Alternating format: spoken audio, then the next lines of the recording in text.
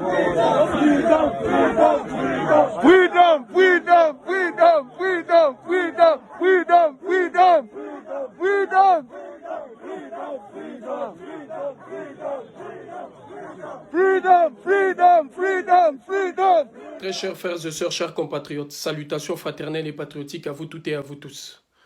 Je viens faire le point avec vous sur la situation en Lituanie. Merci déjà à celles et ceux qui ont apporté leur contribution et leur soutien. Nous sommes aujourd'hui à près de 580 €. Donc, notre transport est assuré d'ici jusqu'à Lituanie, donc d'une personne. Le transport à l'intérieur parce que justement, ils sont positionnés dans 3 zones et qu'il faudra circuler dans les 3 zones. Les possibilités qui nous ont été données, qui nous ont été présentées, c'est soit la location d'une voiture, soit justement l'achat d'une voiture sur place pour essayer de circuler dans les zones d'où sont justement emprisonnés l'ensemble de nos compatriotes, de nos frères. Alors nous avons fait pression au Frontex. Pour ceux qui ne le savent pas, le Frontex est un organisme qui est chargé justement de gérer les frontières de l'Union européenne et particulièrement de la zone Schengen. Nous avons fait pression, violation sur violation de droits humains, brutalité sur brutalité. Cette institution, cet organisme qui ne cesse de bafouer la dignité. Il n'y a pas fort longtemps, le Frontex n'avait pas justement le bras long pour aller jusqu'à faire ce que l'organisme en question fait aujourd'hui. Mais l'Union européenne, par sa politique inhumaine, par sa politique dégradante, par sa politique humiliante, par sa politique aujourd'hui de répression, a donné les bras longs au Frontex. Et maintenant, le Frontex a le droit d'emprisonner, d'humilier, de déshabiller, de cracher, pour votre information. Ça fait déjà 6 mois à 7 mois que l'ensemble de nos compatriotes sont arrêtés, sans jugement aucun, sans respect de leurs droits les plus élémentaires. Et aujourd'hui, je viens d'apprendre qu'il leur a été encore donné 7 mois de plus, ou même 12 mois. Donc, cet organisme permet d'emprisonner illégalement, illicitement, l'ensemble de nos compatriotes et de nos frères pour le simple fait qu'ils ont cherché de venir en Europe. Le gouvernement de Kinshasa avec qui nous avons pris contact est censé justement faire pression sur les autorités de l'Union européenne. Parce que nous, on fait pression sur le Frontex. Les Frontex cherchent à nous éviter, cherchent à justement à tourner autour du pot et à inventer 1001 raisons. Les Frontex, cet organisme a comme siège justement en Pologne, à Varsovie. Mais les autorités de Kinshasa, eux aussi, ont fait pression sur le Frontex. Or, j'estime qu'à l'état actuel de choses, le gouvernement de Kinshasa devait faire pression justement au gouvernement de la Belgique, au gouvernement de la France, au gouvernement de l'Allemagne, au gouvernement de la Pologne et au gouvernement de la Lituanie. Parce qu'entre gouvernements, trouver la solution justement de ces ressortissants, de ces compatriotes. Le gouvernement du Congo et de Kinshasa étant devenu un gouvernement incapable justement d'assurer la protection de ces ressortissants, de ces concitoyens et concitoyennes.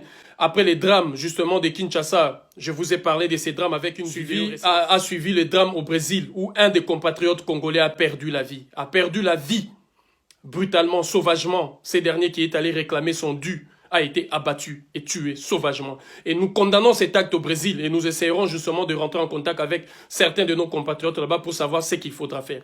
Maintenant, nous avons nos compatriotes qui sont à Chypre, qui sont à Varsovie en Pologne et qui sont en Lituanie. Mais les cas pressants qui nous intéressent, c'est celui de la Lituanie. Parce qu'il y a une violation flagrante, il y a des brimades, il y a des humiliations, il y a des tortures et des arrestations arbitraires. Mes chers compatriotes, pour celles et ceux qui veulent encore continuer à nous soutenir, qu'ils nous soutiennent, parce que nous ne savons pas combien de temps nous ferons en Lituanie. Cela dépendra justement de nos moyens, parce que dorénavant, nous mènerons une politique de nos moyens. Et pour celles et ceux qui veulent encore aller avec nous, parce qu'il faudra là-bas circuler en voiture, il faudra conduire, il faudra, pour celles et ceux qui veulent aller avec nous, il faudra prendre des images, ils peuvent encore se faire savoir. Alors mes chers compatriotes, je viens justement pour vous dire, nous allons agir dans la diplomatie active, parce que jusque-là, nous agissions. Nous étions en train d'agir, de faire pression sur différentes institutions. Comme nous n'avions pas voulu encore communiquer, aujourd'hui, nous en faisons le point. Mais nous allons activer la diplomatie active. La diplomatie active, elle, n'est pas limitée. Parce que les diplomates congolais de Varsovie, les diplomates de l'Allemagne, Berlin, les diplomates de Bruxelles et de Paris nous disent que c'est hors champ de leurs compétences, c'est hors les territoires dont ils ont justement la compétence. Donc, ils ne peuvent agir efficacement là-bas. Mais la diplomatie active, elle, n'est limitée ni par les territoires, ni par les temps. Donc, je n'ai pas voulu agir justement parce qu'en stratégie, en discussion, nous avons compris qu'il fallait laisser au gouvernement de Kinshasa qui reçoit tout le moyen qu'il faut, tout l'argent du peuple, du contribuable congolais et justement de la richesse du Congo, d'agir et de sauvegarder l'intégrité physique de ses concitoyens et de ses ressortissants. Mais qu'à cela ne tienne, nous sommes quand même appelés dans l'obligation d'agir parce que c'est au nom de la dignité que notre. C'est au nom justement de cette dignité et de l'unité justement de notre peuple que nous sommes appelés à agir. Donc la diplomatie active sera bientôt activée, d'où nous allons engager justement ces combats pour essayer d'ouvrir les portes de cette prison, là où sont enfermés l'ensemble de nos frères et sœurs qui aujourd'hui sont dans une situation plus que déplorable.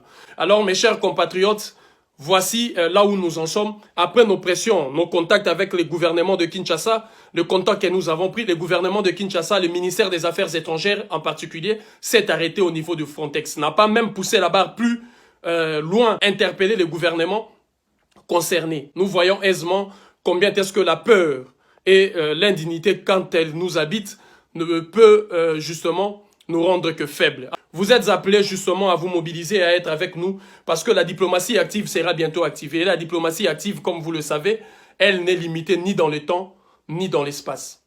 Unité, dignité, courage. Donc, nous sommes à peu près à 580 qui a été récolté, donc qui va assurer notre transport d'une personne, comme je le disais, d'ici en Lituanie, mais aussi pour circuler de l'intérieur. Donc, si vous voulez que nous puissions nous agrandir, alors nous sommes toujours à votre disposition. Unité, dignité, courage.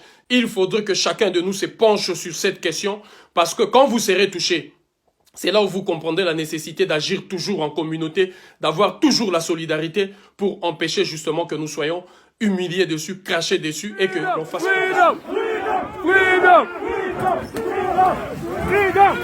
Freedom!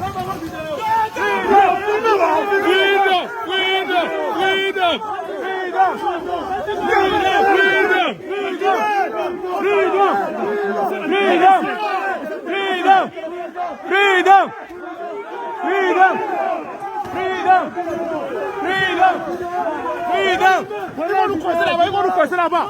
On n'est pas nous.